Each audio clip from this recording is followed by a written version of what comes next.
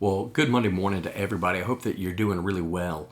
For those of you that have been kind of following along, Diana had some brain surgery a couple weeks ago, and I got to be honest, it was really hard for me as her husband to sit there and watch her suffer there in the hospital. And I wanted to help her, and I couldn't.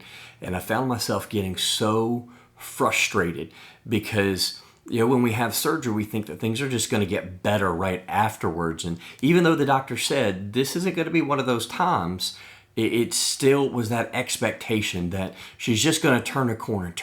And so day after day after day, she was laying there in ICU, and she wasn't getting better. The pain wasn't under control, and I found myself getting frustrated.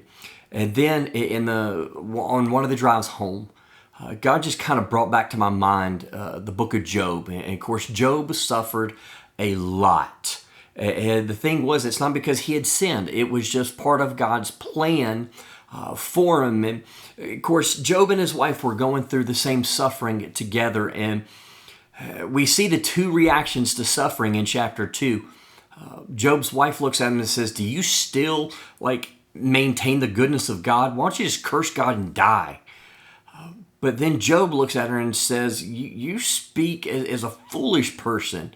Shall we accept only good from God and not adversity?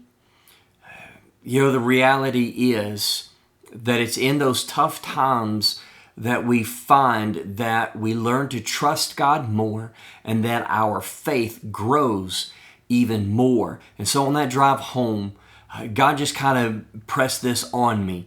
Instead of asking why, ask the question, God, what are you trying to teach me out of this?